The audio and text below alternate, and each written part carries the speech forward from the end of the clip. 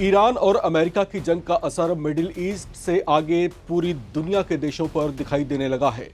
Nuclear deal से शुरू हुआ झगड़ा स्ट्रेट ऑफ हॉर्मुज में वर्चस्व कायम करने की जंग में बदल चुका है।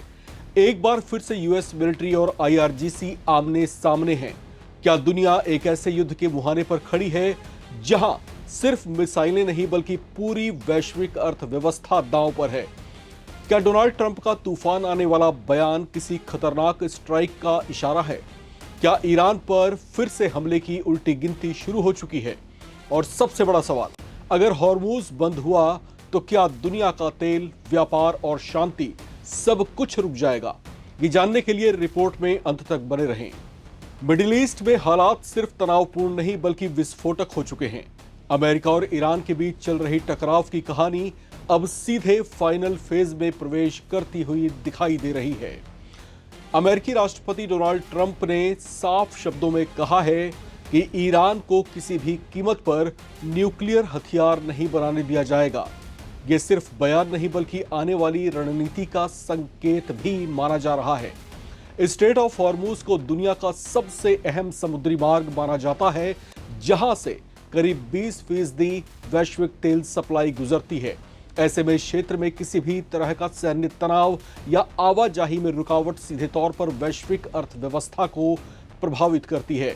हाल के समय में जहाजों की आवाजाही कम होने और सुरक्षा जोखिम बढ़ने की खबरें इस बात का संकेत देती हैं कि स्थिति सामान्य नहीं है। भले ही पूर्ण रूप से किसी आधिकारिक नेवल ब्लॉकेड की पुष्टि ना हुई हो, लेकिन इसे खतरे से कम नहीं आंका जाना चाहिए। अमेरिकी रणनीति को समझने के लिए सेंटकॉम की भूमिका अहम हो जाती है। रिपोर्ट्स और विश्लेषणों के अनुसार अमेरिका का फोकस सीधे बड़े युद्ध की बजाय कैलिब्रेटेड प्रेशर यानी सीमित लेकिन प्रभावी दबाव बनाने पर हो सकता है। इसमें संभावित विकल्पों में ईरान के संवेदनशील सैन्य या परमाणु ठिकानों पर सटीक हमले, साइबर ऑपरेशन के जरिए इंफ्रास्ट्रक्चर को बाधित करना और समुद्री मार्गों पर रणनीतिक नियंत्रण शामिल हो सकते हैं। ट्रंप जैसे नेताओं के आक्रामक बयान भी इसी रणनीति का हिस्सा माने जाते हैं, जिन्हें कई एक्सपर्ट्स साइकोलॉजिकल वॉरफेयर की श्रेणी में रखते हैं, यानी बिना पूर्ण युद्ध के दबाव बनाना। दूसरी ओर ईरान का रुख भी उतना ही सख्त दिखाई देता है। ईरान लंबे समय से यह स्पष्ट करता आया है कि वो बाहरी दबाव के सामने झुकने वाला नहीं है, खासकर अपने परमाणु कार्यक्रम के मुद्दे पर।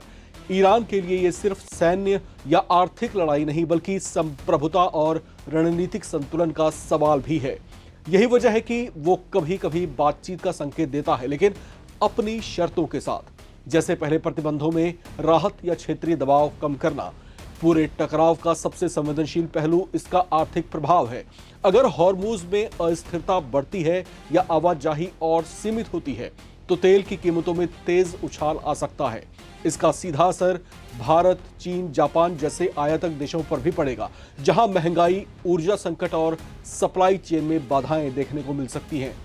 यही कारण है कि यह टकराव सिर्फ क्षेत्रीय नहीं बल्कि पूरी दुनिया के लिए इकोनॉमिक शॉक वेव जैसा बन सकता है। दिलचस्प बात यह है कि सीज फायर जैसी कोशिशों के बावजूद तनाव पूरी तरह से कम नहीं हुआ है। ऐसी स्थिति को अक्सर फ्रोजन कॉन्फ्लिक्ट कहा जाता है, जहां खुला युद्ध नहीं होता लेकिन संघर्ष लगातार किसी न किसी रूप में जारी रहता है। इसमें छोटे छोटे टकराव, चेतावनियां और रणनीतिक दबाव शामिल होते हैं, जो कभी भी बड़े संघर्ष में तब्दील हो सकते हैं। आखिरकार ये समझना जरूरी है कि यह सिर्फ अमेरिका बनाम ईरान की लड़ाई नहीं, इसमें इजराइल की सुरक्षा चिंताएं, खाड़ी देशों की तेल निर्भरता और चीन, रूस जैसे देशों का रणनीतिक संतुलन भी जुड़ा हुआ है। अमेरिका जहां ईरान के परमाणु कार्यक्रम को सीमित करना चाहता है, वहीं ईरान अपने प्रभाव और संप्रभुता को बनाए रखना चाहता है। यही टकराव इस पूरे संकट को और जटिल बना रहा है।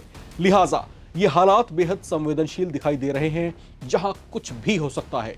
डोनाल्ड ट्रंप जल्द से जल्द इस युद्ध से बाहर निकलना चाहते हैं, क्योंकि अब तक की जंग में अमेरिका को तगड़ी आर्थिक चोट झेलनी पड़ी है।